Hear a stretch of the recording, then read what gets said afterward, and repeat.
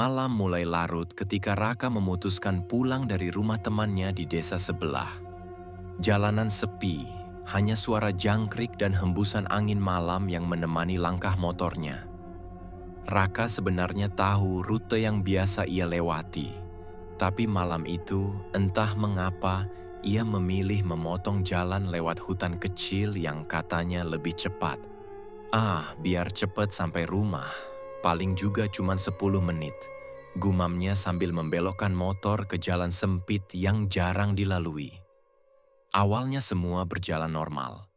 Lampu motor menerangi jalan tanah yang sedikit berbatu. Tapi beberapa meter kemudian, suasana mulai berubah. Kabut tipis muncul, dan suara-suara aneh mulai terdengar dari balik pepohonan. Tiba-tiba, GPS di ponselnya tak bisa menangkap sinyal. Jalan di depan seperti bercabang dua, padahal tadi ia merasa tidak ada percabangan apapun. Raka berhenti. Ia melihat ke kiri dan ke kanan, mencoba mengingat jalan mana yang benar. Tapi semuanya tampak asing. Ia memilih belok ke kanan, berharap itu jalan pulang. Namun semakin jauh ia berjalan, suasana makin mencekam. Pepohonan makin rapat dan kabut makin tebal. Raka mulai merasa ada yang mengawasinya. Lalu, suara tawa berat terdengar dari arah belakang. Bukan tawa manusia biasa. Dalam, serak, dan membuat bulu kuduk meremang. Raka menoleh cepat. Tidak ada siapa-siapa. Tapi motor mendadak mati total. Ia mencoba menyalakan tapi gagal. Di saat itulah, dari sudut matanya, ia melihat sosok tinggi besar berbulu hitam berdiri di antara pepohonan. Matanya merah menyala. Raka tak bisa bergerak. Keringat dingin mengucur di pelipisnya. Sosok itu melangkah pelan, tapi tanah seperti bergetar tiap kali kakinya menghentak. Tubuh Raka kaku. Jantungnya berdetak keras seolah ingin meledak. Sosok itu, makhluk tinggi, berbulu, dengan mata merah menyala, semakin mendekat. Langkahnya lambat, tapi setiap hentakannya terasa seperti guntur memecah tanah. Raka ingin berlari, tapi kakinya seperti tertanam. Tangan gemetaran mencoba menyalakan motor, namun kunci kontak terasa beku. Sekali, 2 kali, 3 kali. Gagal. Motor tetap tak menyala. Suara napas berat mulai terdengar. Sangat dekat. Seolah ada seseorang atau sesuatu yang sedang menghembuskan napas panas di lehernya. Perlahan, Raka menoleh ke belakang. Tidak ada siapa-siapa. Tapi ketika ia kembali menatap ke depan, sosok itu sudah hanya berjarak 5 meter. Wujudnya kini jelas. Tubuhnya besar seperti gorila, bulunya hitam pekat, dan wajahnya bukan wajah manusia. Kulitnya kasar, seperti arang terbakar. Mulutnya menyeringai lebar, memperlihatkan gigi-gigi tajam dan lidah panjang yang menjulur. Pulang, kenapa buru-buru? Suara itu terdengar seperti 2 batu yang digesekkan, dalam dan menggetarkan dada.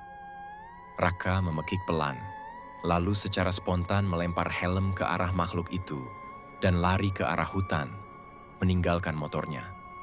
Ia berlari tanpa arah, hanya mengikuti naluri. Dahan pohon mencakar wajah dan lengannya, tanah becek membuatnya beberapa kali nyaris jatuh. Tapi ia tak berhenti. Namun, suara tawa itu tetap terdengar, tak jauh dari telinganya. Seolah makhluk itu mengikutinya, tanpa perlu berlari. Tiba-tiba, Raka terperosok ke dalam lubang kecil, jatuh terguling dan menghantam batu. Pandangannya gelap sejenak. Ketika ia membuka mata, ia berada di tempat asing, bukan hutan biasa. Udara terasa berat, dan pohon-pohon di sekelilingnya tampak seperti membungkuk menatapnya. Dari balik kabut, samar-samar, terdengar suara yang sangat pelan seperti bisikan. "Kau sudah masuk wilayah kami." Raka duduk terdiam di dasar lubang yang dalamnya sekitar 1 meter. Kakinya sakit, pelipisnya berdarah, dan napasnya masih memburu. Tapi bukan rasa sakit yang membuatnya tak bergerak, melainkan suara bisikan aneh itu menyelinap dari balik kabut. "Kau sudah masuk wilayah kami." Ia menelan ludah. Suaranya seperti datang dari segala arah. Tak bisa dikenali siapa pemiliknya. Perlahan, ia bangkit, mencoba berjalan sambil menahan nyeri. Cahaya bulan hanya sedikit masuk, menyinari pohon-pohon yang kini tampak bengkok dan membentuk bayangan aneh. Raka sadar, ini bukan lagi hutan biasa. Udara di tempat ini dingin tak wajar, meski tubuhnya berkeringat dingin. Daun-daun berguguran tanpa angin. Semuanya sunyi, terlalu sunyi. Tiba-tiba, terdengar suara ranting patah dari belakang. Raka menoleh. Tidak ada apa-apa. Ia melanjutkan langkah, mencoba mencari jalan keluar. Tapi anehnya, kemanapun ia melangkah, pohon-pohon tampak sama. Seperti berputar di tempat yang sama, seperti diputar balik. Lalu, dari kejauhan, terlihat sebuah bangunan tua. Rumah kayu yang tampak ditinggalkan, sebagian dindingnya lapuk, jendela retak, atapnya hampir runtuh. Tapi di dalamnya ada cahaya temaram, seperti nyala lampu minyak. Raka, dengan rasa ragu dan penasaran bercampur takut, mendekati rumah itu. Ia mengetuk pintu perlahan, tak ada jawaban. Pintu terbuka sendiri, krike, menyisakan celah yang cukup untuknya masuk. Di dalam rumah itu, suasananya lebih aneh lagi. Bau dupa menyengat, dan di tengah ruangan ada sebuah kursi kayu reot. Di atasnya duduk seorang lelaki tua dengan pakaian lusuh, rambut panjang dan mata yang tajam seperti menembus jiwa. Sudah lama tak ada yang datang dari jalan sesat itu, gumam si lelaki tanpa menatap Raka. Raka menelan ludah. "Pak, saya tersesat. Ada yang aneh di hutan ini. Ada makhluk besar." Lelaki itu perlahan menatap Raka, lalu berkata dengan suara rendah, "Yang kau lihat bukan sekadar makhluk. Kau telah masuk ke tanah para penunggu, dan mereka belum tentu mau membiarkanmu pergi." Raka menatap lelaki tua di depannya, bingung dan ketakutan. Cahaya dari lampu minyak membuat bayangan wajah si lelaki tampak mengerikan. Keriput dalam, mata tajam, dan bekas luka panjang melintang di pipinya. "Apa maksudnya, tanah para penunggu?" tanya Raka, suaranya nyaris bergetar. Lelaki itu menarik napas panjang. "Hutan ini dulunya bukan hutan biasa. Tempat ini pernah jadi lokasi pesugihan. Banyak orang datang ke sini, meninggalkan tumbal, membuat perjanjian. Para penunggu diberi tempat tinggal, dan mereka diberi makan." Raka merasa tubuhnya mulai dingin. "Dan kau," lanjut si lelaki sambil menunjuk dengan jarinya yang kurus, "masuk ke wilayah yang tak pernah boleh dilalui. Kau mengganggu jalur mereka. Genderuwo itu bukan satu-satunya, ada lebih banyak. Lalu, saya harus gimana? Saya cuma ingin pulang." Lelaki itu berdiri perlahan, lalu berjalan ke sudut ruangan, mengambil sebuah kantong kain yang tampaknya sangat tua. Ia mengeluarkan sebundel tali merah dan sebuah potongan tulang kecil yang diikat benang hitam. "Ini satu-satunya cara agar kau bisa melewati batas wilayah mereka tanpa ditarik masuk lebih dalam. Tapi kau harus ingat satu hal." Raka menatap benda itu dengan cemas. "Apa?" "Jangan bicara. Jika mereka menampakkan diri, apapun yang mereka katakan, jangan jawab." Raka mengangguk cepat. Ia merasa napasnya kembali berat, seolah ruangan ini juga ikut menekannya. Setelah mengikatkan tali merah di pergelangan tangan dan menyimpan tulang itu di kantong jaketnya, lelaki tua itu mengantar Raka keluar rumah. Tapi sebelum pergi, si lelaki berbisik pelan, "Kalau kau berhasil keluar, jangan pernah balik ke jalan ini. Dan jangan pernah cerita pada siapa-siapa. Kecuali kau siap diburu."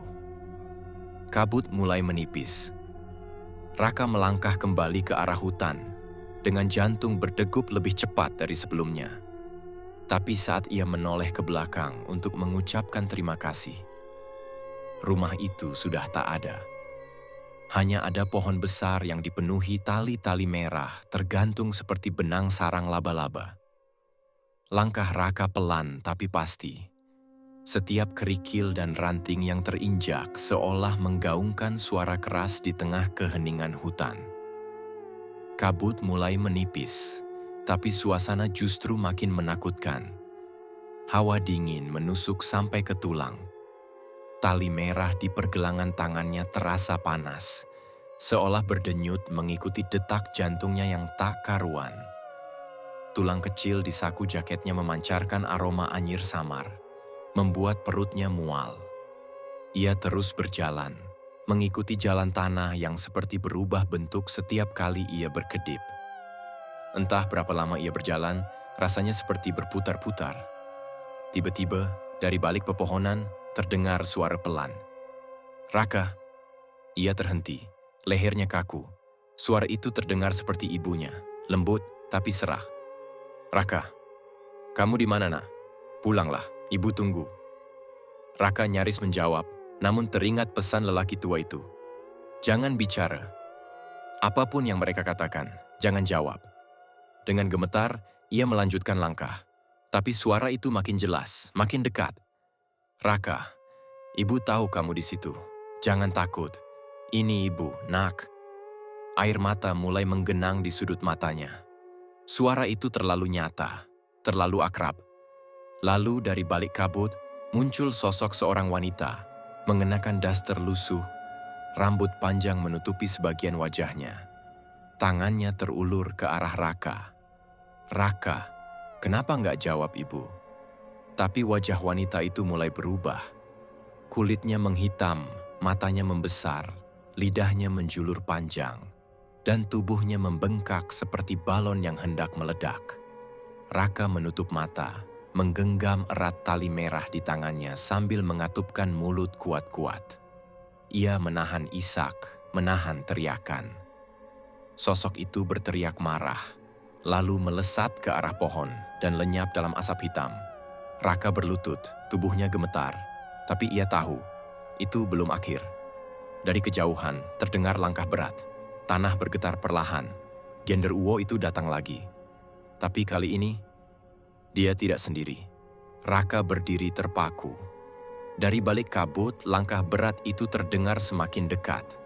Suara gemeretak ranting patah mengiringi kehadiran makhluk yang kini tak sendiri. Di antara kabut, siluet-siluet hitam muncul, tinggi, besar, berbulu. Sosok-sosok lain seperti Genderuwo pertama. Mereka berdiri melingkari Raka. 6, 7, 8 makhluk. Semua menatap dengan mata merah menyala, menggeram rendah, seolah menahan amarah atau lapar. Raka ingin lari, tapi tubuhnya sudah tak sanggup. Kaki seperti tertanam di tanah. Tangan gemetar dan keringat dingin mengalir dari pelipis. Salah satu makhluk yang paling besar yang pertama kali ia temui melangkah ke depan. Suaranya berat, menggema seperti batu digerus. "Kau masuk tanpa izin, dan kau harus membayar." Raka menggigit bibir, mencoba mengingat pesan lelaki tua itu. Jangan bicara. Ia hanya menggeleng pelan. Makhluk itu tertawa. Tawa berat dan panjang yang membuat seluruh hutan seperti ikut bergetar. "Kami tak butuh kata, kami butuh milikmu." Tiba-tiba, dari balik kabut, muncullah sesuatu yang membuat darah Raka membeku. Motornya. Tapi bukan dalam kondisi seperti sebelumnya. Motor itu terlihat meleleh, seolah terbuat dari daging dan logam yang membusuk. Di setangnya tergantung foto kecil, foto Raka dan adiknya. "Ini, kenanganmu. Jiwamu terikat di sini. Serahkan satu, dan kau boleh pergi." Raka terdiam. Makhluk itu menunjuk foto adiknya, lalu ke jantungnya sendiri. Pilihannya jelas. Melepaskan salah satu kenangan terdekat, bagian dari dirinya sendiri, sebagai tumbal. Tali merah di pergelangannya mulai menghitam. Tulang di sakunya terasa panas seperti bara. Tiba-tiba, suara lelaki tua terdengar samar di telinganya, meski tak ada siapa-siapa di sana. Jangan beri mereka apapun yang kau cintai, atau kau akan selalu terikat. Raka, dengan sisa keberanian, mengangkat tangannya, mencabut tali merah yang sudah gosong, dan melemparkannya ke tanah. Makhluk-makhluk itu mendesis marah. Tapi sebelum mereka sempat mendekat, tanah di bawah kaki Raka bergetar, dan dari bawahnya muncul cahaya kemerahan. Tanah terbelah. Raka jatuh ke dalamnya, tubuhnya meluncur seperti ditelan bumi. Gelap, sunyi, dan saat matanya terbuka lagi, ia sudah terbaring di tepi jalan. Subuh. Motornya tergeletak tak jauh, utuh. Tapi, tali merah dan tulang itu tak ada. Dan di dashboard motor, tergantung foto dirinya, sendirian, tanpa adiknya. Udara pagi begitu dingin, tapi berbeda dari dingin yang Raka alami di dalam hutan. Ini nyata. Udara subuh, kabut tipis, dan suara ayam jantan di kejauhan. Tapi ada yang aneh. Ia bangkit perlahan dari tanah. Tubuhnya masih lemas, tapi perasaan lega menyelimutinya. Ia berhasil keluar. Motornya ada. Utuh. Meski penuh debu dan lecet, mesinnya masih bisa menyala saat ia coba hidupkan. Tapi saat matanya tertuju ke dashboard, foto itu, foto yang dulu memperlihatkan dirinya dan adik laki-lakinya, Dito, kini hanya menampilkan dirinya sendiri. Dito hilang. Raka tertegun. Ia tahu betul, itu bukan foto editan, itu foto kenangan waktu mereka touring pertama kali bersama. Tapi sekarang, hanya ia sendiri yang tersenyum di dalamnya, seolah adiknya tak pernah ada. Panik, ia segera ngebut pulang. Setiba di rumah, suasana juga terasa asing. Rumah yang biasanya ramai dengan suara Dito, main gitar, main game, godain ibu mereka, kini sunyi. Ibu pun menyambutnya dengan ekspresi biasa, tanpa tanda kecemasan sedikit pun. Raka, dari mana aja kamu? Tumben pulangnya subuh begini. Bu, Dito mana? Ibunya menoleh sebentar, lalu tersenyum bingung. Dito, siapa? Darah Raka terasa berhenti mengalir. Ia mundur selangkah, wajah pucat. Dito, adik aku, Bu. Raka, kamu anak tunggal. Kamu kenapa sih? Habis jatuh dari motor ya? Dunia Raka runtuh. Ia buru-buru masuk kamar. Semua foto keluarga. Dito tak ada. Ranjang adiknya. Kosong. Seolah kamar itu tak pernah punya penghuni selain dirinya. Ia mengeluarkan HP, scroll galeri. Foto-foto berubah. Semua kenangan yang tadinya ada Dito, kini hanya dirinya sendiri. Tangannya gemetar. Tiba-tiba HP-nya mati sendiri. Layarnya gelap. Di pantulan layar hitam itu, sesosok bayangan besar berdiri di belakangnya. Tinggi, hitam, mata merah menyala. Kami tidak mengambilnya, Raka. Kau yang menyerahkan dia. Raka duduk di pojok kamar, napas tercekat, tubuh gemetar hebat. Bayangan besar itu telah lenyap, tapi suaranya masih menggema di kepalanya. Kau yang menyerahkannya. Ia mencoba meyakinkan dirinya bahwa ini cuma mimpi, halusinasi akibat trauma. Tapi bukti-bukti terus muncul. Di buku tahunan sekolah, tak ada nama Dito. Grup WhatsApp keluarga hanya menyebut dia sebagai anak tunggal. Bahkan di video lama, Dito benar-benar tak pernah muncul. Raka tak tahan. Ia berteriak, menghantam dinding, melempar ponselnya dan menjerit. Aku mau adikku kembali. Tangisnya pecah, tapi tiba-tiba di lantai kamarnya muncul bekas telapak kaki hitam. Basah, seperti lumpur dari hutan. Raka mematung. Perlahan, jejak itu berjalan sendiri menuju jendela. Dan di luar sana, ia melihat sosok, rambut acak-acakan, berdiri diam menatapnya. Mirip Dito, tapi bukan. Raka, suara itu parau. Aku masih di sana. Dan seperti kilat, sosok itu menghilang ke dalam kabut. Raka tahu, Dito belum benar-benar hilang. Ia tidak mati. Ia terperangkap. Tanpa pikir panjang, Raka mengambil jaket, korek, dan senter. Ia naik motor, menyusuri jalan yang dulu membuatnya tersesat. Kali ini, ia tak mau pulang sendiri. Saat melintasi tikungan sempit yang dulu membuatnya salah jalan, udara berubah. Langit seperti mengelap, kabut muncul mendadak, dan suara hutan kembali hadir. Motornya mendadak mati. Tanpa ragu, Raka turun. Ia melihat tali merah bekas ritual dulu, tergantung di pohon. Tali itu kembali utuh, melambai-lambai seperti mengundangnya. Dan dari kejauhan, suara berat itu datang lagi. Kau kembali, tapi kali ini tidak gratis. Raka mengepalkan tangan. Ambil nyawaku kalau perlu, asal adikku kembali. Hutan menjawab dengan keheningan yang menakutkan. Tanah di bawahnya mulai retak. Kabut menelan tubuhnya perlahan. Dan ia masuk kembali ke dunia yang seharusnya tak pernah ia datangi lagi. Langit di atas hutan bukan lagi biru atau kelabu, melainkan merah darah, seolah senja membeku di sana selamanya. Raka melangkah pelan, tanah yang diinjaknya basah dan berdenyut seperti daging hidup. Daun-daun bergerak meski tak ada angin. Suara-suara aneh terdengar samar, tangisan, bisikan, tawa yang tak wajar. Raka tahu, ini bukan hutan biasa, ini dunia mereka. Tiba-tiba, sosok kecil muncul dari balik pohon, seorang anak lelaki. Raka langsung mengenalinya. Dito, anak itu menoleh. Wajahnya suram, pucat, matanya kosong. Tapi jelas, itu adiknya. Namun ada yang janggal. Dito tak tampak takut, justru dia tersenyum. Kamu datang juga ya, Kak? Raka mendekat, tapi tiba-tiba tanah di antara mereka terbelah. Dan sosok genderuwo muncul lagi. Tinggi, hitam, matanya merah menyala.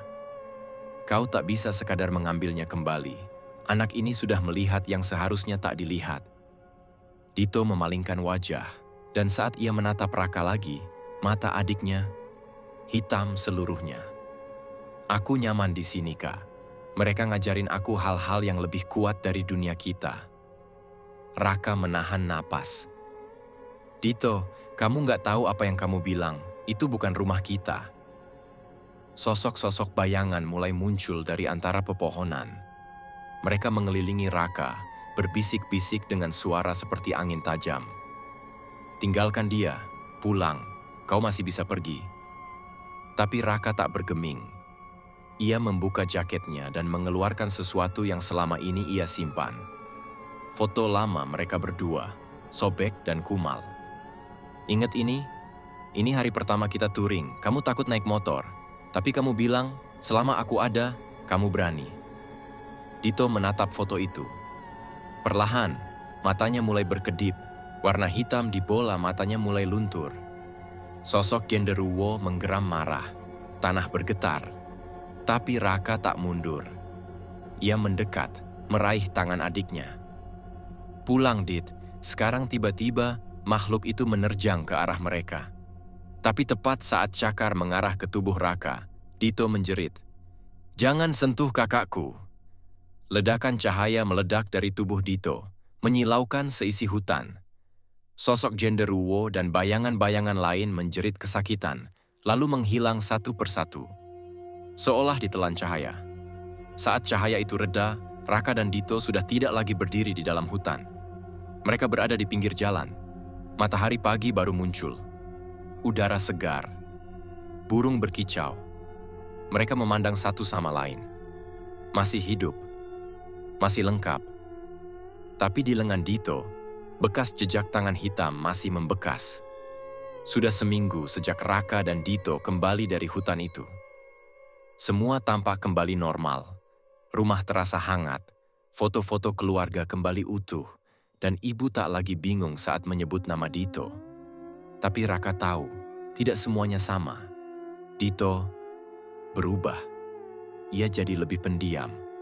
Matanya sering kosong menatap tembok, dan tiap malam ia terbangun karena mimpi buruk, berteriak dengan suara lirih yang bukan miliknya sendiri.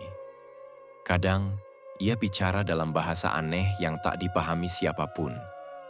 Bekas jejak tangan hitam di lengannya tidak memudar.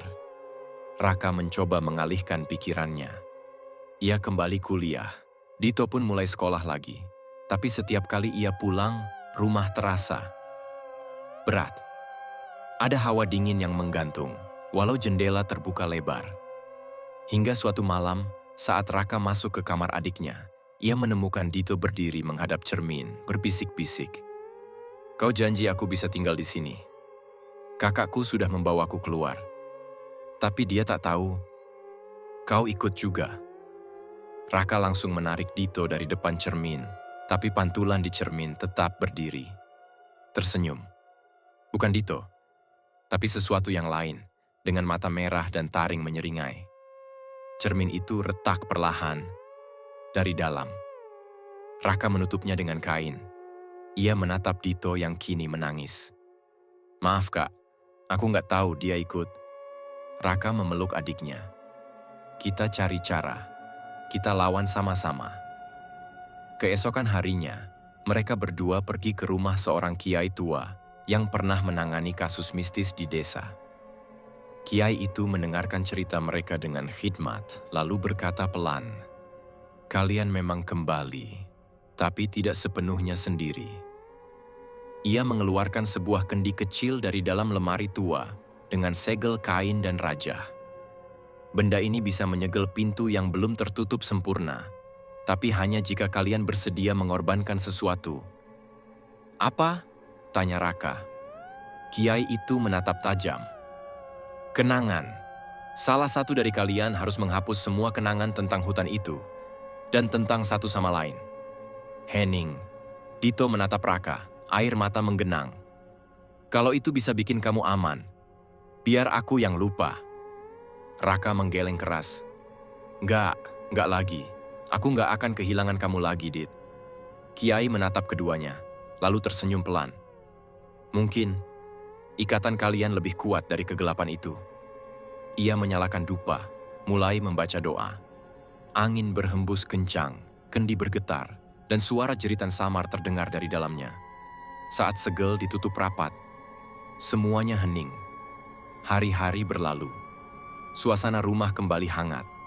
Cermin itu sudah dibuang. Bekas hitam di lengan Dito perlahan memudar. Tapi kadang, di malam-malam sunyi, Raka masih terbangun dan merasa ada yang berdiri di pojok kamarnya. Diameter mengawasi, menunggu celah. Terima kasih sudah mampir di channel ini. Jangan lupa like, komen, dan subscribe biar tidak ketinggalan dengan cerita horor berikutnya. Sampai jumpa.